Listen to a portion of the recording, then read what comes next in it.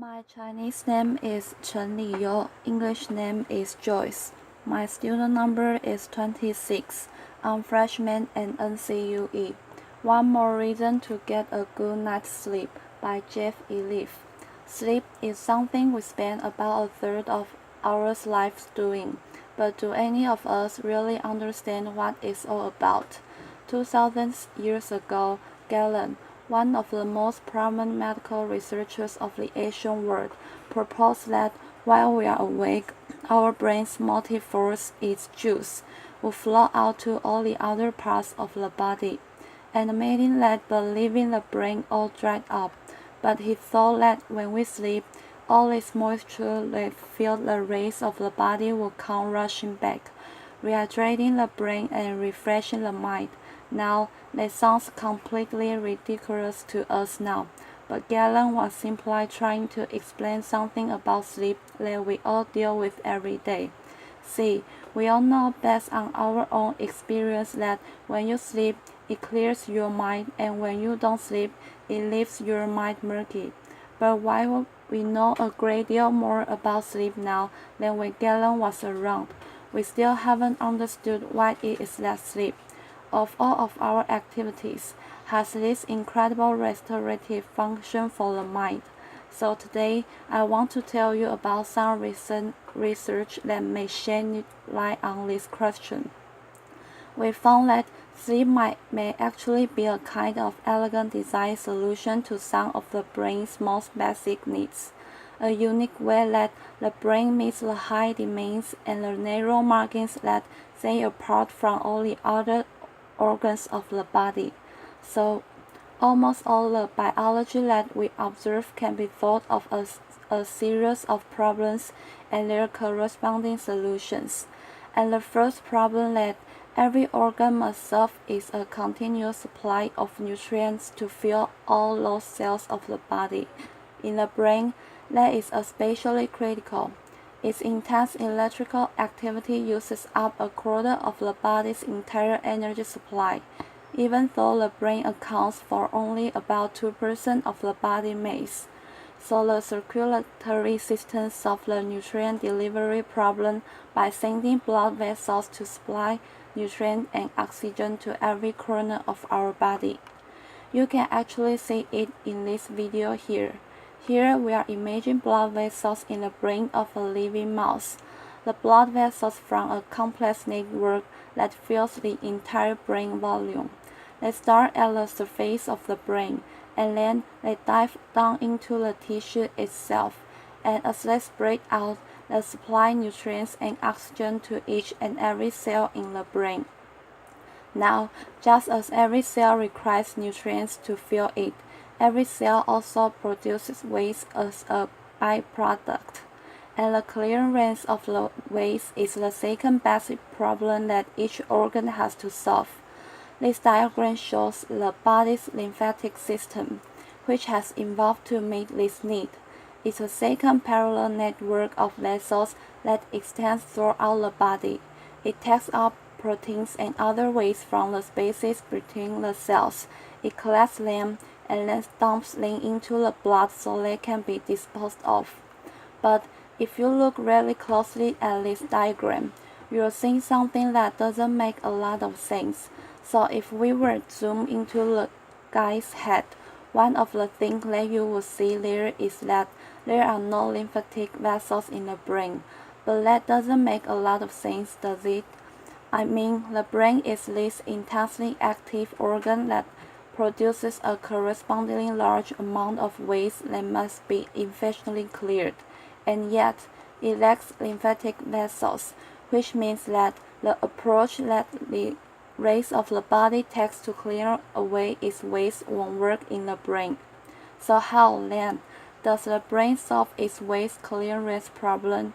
Well, that seemingly mundane question is where our group first jumped into this story, and what we find as we delve down into the brain, down among the neurons and the blood vessels, was that the brain's solution to the problem of waste clearance. It was really unexpected, it was ingenious, but it also beautiful. Let me tell you about what we found. So the brain has this large pool of clean, clear fluid called cerebrospinal fluid. We call it the CSF.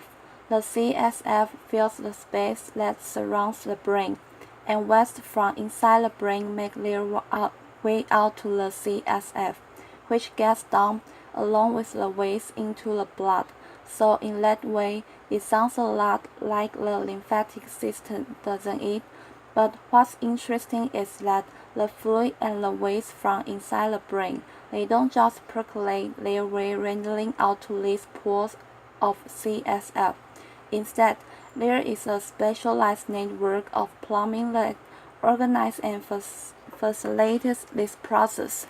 You can see that in these videos. Here, we are again imaging into the brain of living mice. The frame on your left shows what's happening at the brain surface, and the frame on your right shows what's happening down below the surface of the brain within the tissue itself. We've labeled the blood vessels in red, and the CSF that's surrounding the brain will be in green. Now, what was surprising to us was that the fluid on the outside of the brain, it didn't set on the outside. Instead, the CSF was pumped back into and through the brain along the outsides of blood vessels, and as it flushed down into the brain along the outsides of these vessels, it was actually helping to clear away, to clean the waste from the spaces between the brain cells. If you think about it, using the outsides of these blood vessels like this is a really clever design solution, because the brain is enclosed in a rigid skull and is packed full of cells, so there is no extra space inside it for a whole second set of vessels like the lymphatic system.